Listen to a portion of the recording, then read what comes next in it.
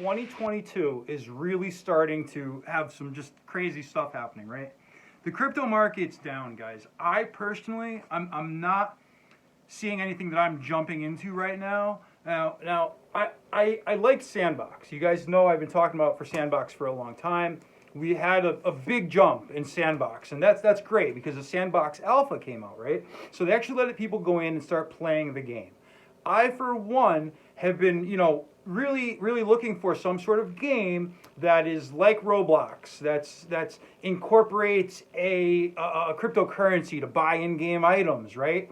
And the in-game items now are NFTs in Sandbox, and I think this is super great, right? So personally, I took profit with my Sandbox I had. You always look back and say, boy, I wish I got more, but if you're green, hey man, be happy. You know what I mean? I did great with Sandbox, and there were huge gains, and I did great. So I'm super happy that I found Sandbox so early, and I know if some of you guys were following my TikTok, it's got banned thanks to Modern Warrior, but it is what it is. You know what I mean? I'll make a new TikTok, and it's just kind of discouraged because it got banned. You know what I mean? I was doing lives, and it was really going cool, and bah.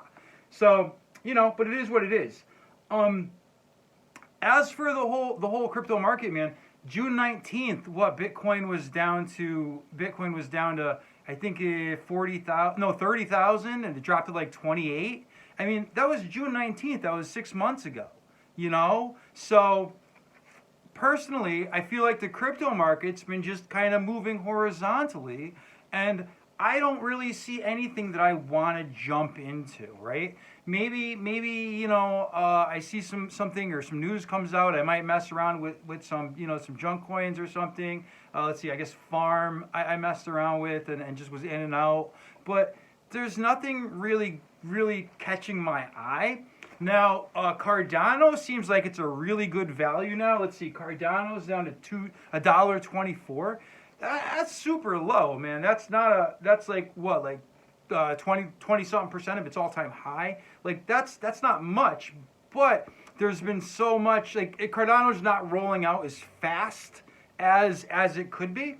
Personally, I think we're going to see more loss before we see gains all the way across the market, right? So and as we know, a lot of these altcoins, they follow Bitcoin. Okay, now this isn't definite, but we see a trend, right? So when I see Bitcoin going down more, let's see, what is it right now? It's 43,000, right? We see that go down more. Ethereum is 3,500. It's not. It's kind of in the middle, right? That's the way I feel about it. Now, this isn't financial advice. You guys do your own due diligence and see what you think. But personally, I feel that I'm waiting for a bigger dip, okay? And while I'm waiting for this bigger dip, I've kind of been looking at stocks because we had huge gains in the beginning of the year Monday. There was some big movement in a couple of stocks that I was really into in the end of December, okay? I know a lot of you guys, a lot of the tech stocks aren't doing good. I mean, Kathy Wood's Ark hasn't done good all year, right? And this is kind of what I said. I don't think Kathy Wood is this amazing, stock picker or anything. She kind of was in the right place at the right time, and one of the biggest problems was what is Palantir, PLTR. I mean, that's drove down their whole ETF. I mean, a lot, the Kathy Wood's, it's just not doing great. There's an anti-Kathy Wood, anti-ARK ETF. It's called Sark, S-A-R-K, right? And it's an inverse ARK ETF, which is, I think it's hilarious. But they're up 8% in December, and they're up 25% in the year. And this is pretty cool, pretty funny, you know what I mean?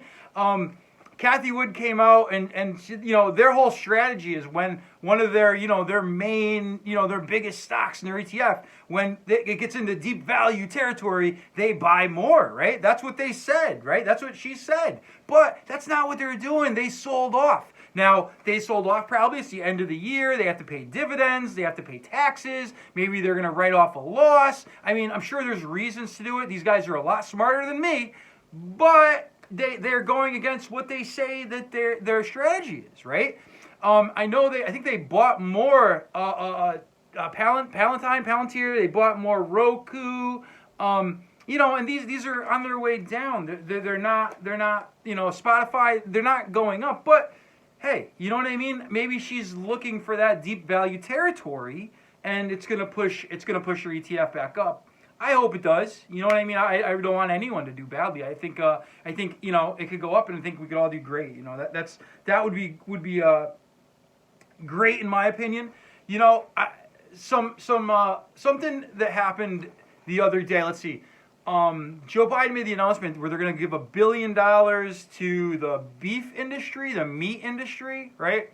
And to help small farms. But we know that 80% of the meat industries are all run by the same companies. They're massive conglomerates. They're just a huge company, right? They're factory farms. And you can't go down the road to your local farmer when he butchers a cow and buy a steak from him because he doesn't have a FDA approval on their meat. You know what I mean? You can't do it. He'll lose his farm. He'll be fined out the bunghole. You know what I'm saying? And this is one of the biggest problems of the meat industry. I mean, we all know. Hey, I don't know if you guys like steaks. I eat steaks, man, and they're super expensive. And on hoof, I'm kind of into the whole auction farming scene, and the price of meat on hoof, which is a live cow, is down. So you can buy a whole cow for pretty cheap, but going to buy a steak, it's way up, right? This is really strange. You would think it would transfer over to the supermarkets, but it's not. And this has a lot to do, I think, with the same companies running the meat supply and being in charge of all the meat supply for the whole country. I mean, it's a monopoly, and having the government print out a bunch of money, because this money, it doesn't come from anywhere. It's just the Fed is printing it. That's going to cause inflation. You can't just make money out of nowhere. It's not like that money they're selling a product to get that money. You know what I'm saying? It's not like there's gold mines. They're mining gold, and that's backing up that money. It's just getting printed. And we're going to see massive inflation. I mean, look at when you go to the gas pumps, when you go to the grocery store. I mean, you see how much prices have gone up in the last year. It's because we started printing money when Donald Trump was president, sending out stimulus checks. I mean, this is I don't know. It's just inflation's coming, guys. It's coming bad, and God willing, we're not going to see hyperinflation because that would be, oh gosh, I don't know. It's really scary, because people that have, if you don't have a lot of assets and you have a lot of liquid, I know some people, they live in campers and they have tons of liquid and they have all this invested in the stock market, and they have cryptocurrency, which we're going to say hopefully that's safe from inflation at this point, right? But that liquid they might have. The value, if a steak goes from $20 to $40, it's like the value of your money is cut in half. You know what I mean? So it's kind of a scary thing, and hyperinflation is a very scary thing to think about it. I was thinking about when we look at things like Crypto.com, when we look at all these exchanges where they hold your keys and they hold your Bitcoin. I'm just using Bitcoin as the end-all be-all for cryptocurrency. It could be any crypto, right? What if there's a run on an exchange? What if everybody tries to withdraw all their crypto and put it in cold storage at the same time? Now, this would be a run on a bank, and we've seen this before. We've seen that banks don't have the money to cover all of the bank accounts. So if people went in and they tried to withdraw all of their cash, they wouldn't be able to do it because the banks don't have the money.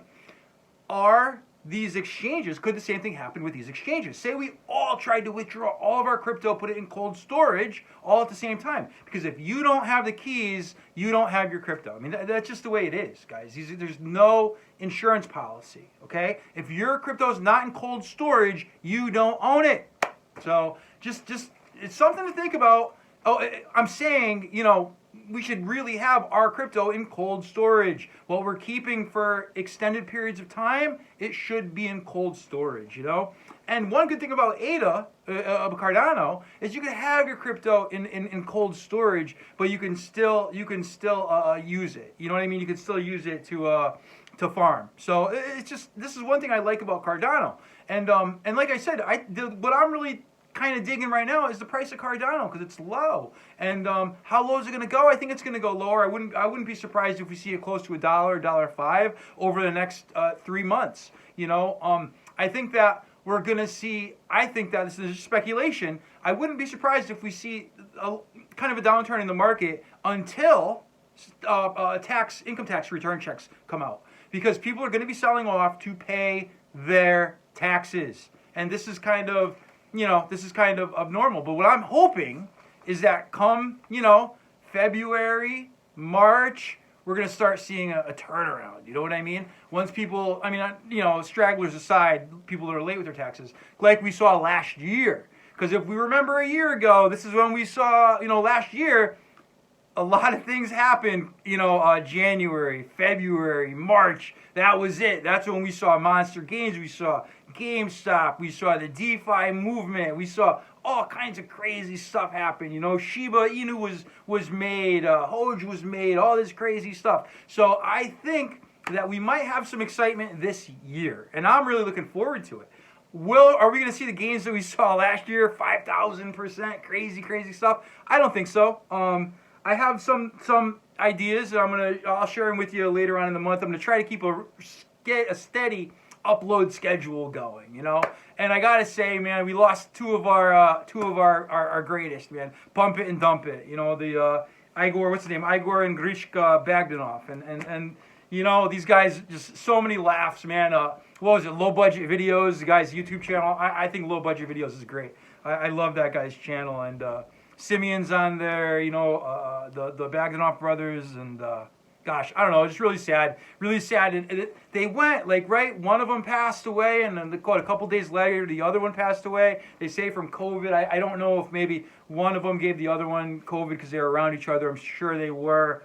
So everybody, you guys out there, be safe. If you're not in the best of health, you really gotta take care of yourself in this time. You know what I mean? Because we've got the flu, colds, and COVID now that we have to look out for. We have to be real careful. And I gotta give a shout out to Betty White. Betty White passed away too. I grew up with the Golden Girls. That was one of my go-to shows when I was a kid, man. And I'm sure it was for a lot of you guys too. So.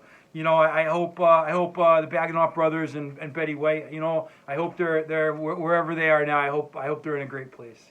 God bless. Stay green. I'll talk to you guys soon. Bye bye.